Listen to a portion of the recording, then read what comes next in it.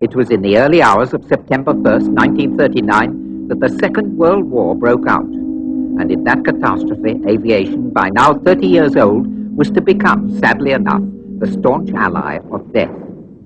Flying techniques had progressed to a point where the air arm was often to prove a deciding factor, and behind those battling squadrons lay all the experience that had previously been gained by civil aviation.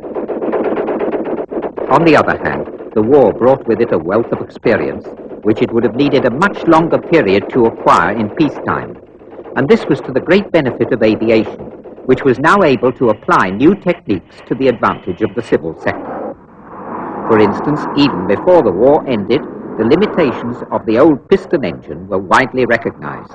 This led to the adoption of the jet engine, which had been designed and tried out in previous years, but had not yet been put to practical use. Another sector to develop enormously in wartime, and to the subsequent advantage of civil aviation, was aircraft instrumentation. Because of the great contribution it has made to flight safety, radar undoubtedly has a place among the major benefits that science has given to mankind. And greater safety has meant that aviation now influences, conditions, and even determines certain aspects of civil life. Take helicopters. They have been brought to such a pitch of perfection that they are almost unrivaled in many branches of flying. Today, flying is said to be within everyone's reach. In some countries, people have learned to use aeroplanes before knowing how to ride a bicycle. We fly for purposes of work, for pleasure, or just for the joy of being airborne. Air tourism is becoming increasingly widespread, and in Alaska and parts of Africa, the aeroplane is used in much the same way as a car.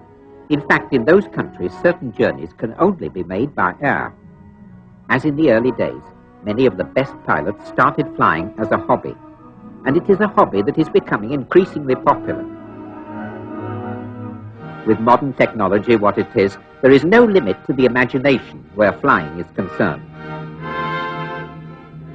Having long since shed their propellers, airplanes with swept-back wings now look more and more like rockets, and it is here that the future of aviation lies.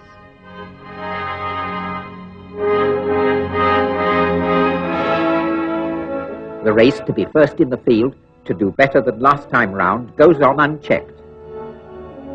New planes of vast size transport their passengers and freight at speeds that no one dreamed of until a few years ago. This has made it possible to reduce the cost of air travel, to give, as it were, a new dimension to our way of life. It is by these means that economic barriers which have stood in the way of contacts between the peoples of one continent and another can be abolished. What then? Commercial missiles? Giant rockets taking hundreds of passengers to any part of the world in a matter of minutes?